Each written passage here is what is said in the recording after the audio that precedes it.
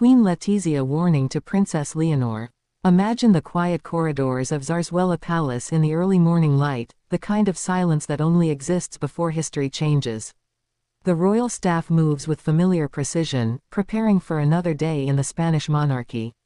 But what no one expects is what happens behind a locked door. Because on this particular morning, Queen Letizia does something no one saw coming.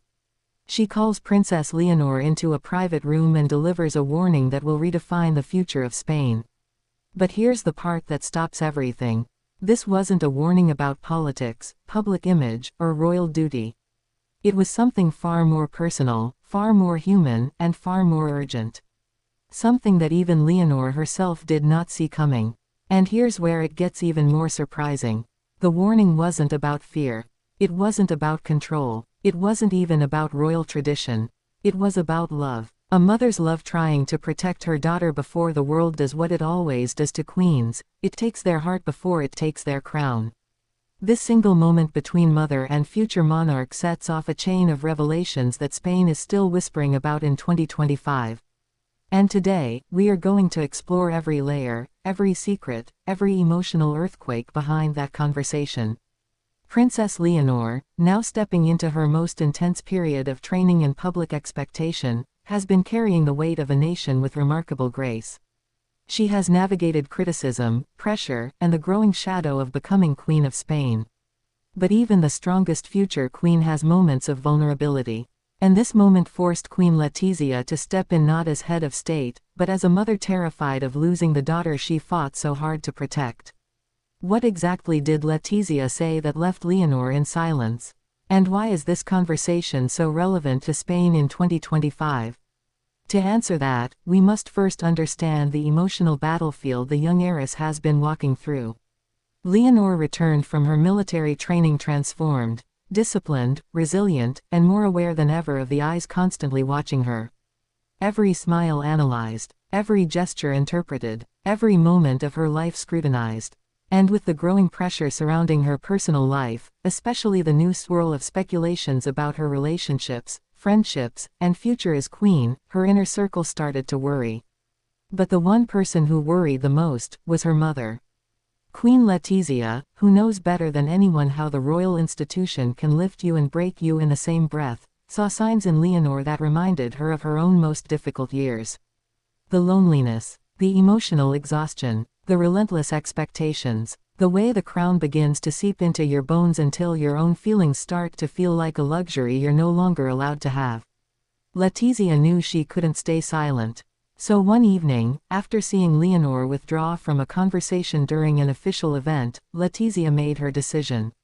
No more waiting, no more hoping things would get better on their own. She needed to speak to her daughter before the palace environment swallowed her whole. What she told Leonor in that private moment was direct, heartfelt, and deeply protective. She warned her that the world she is stepping into will not always give her space to breathe. That people will question her decisions, challenge her friendships, tear apart her love life, and judge her every move long before she even makes it. But then came the second part of the warning. The part that shocked Leonor. Letizia told her something only queens truly understand. Something that history has hidden behind crowns and ceremonies. She told her that every future monarch must choose, very early, what they value most, their heart or their duty. And that once the world sees a weakness, it will use it against her. But here's where the story takes a turn no one expected.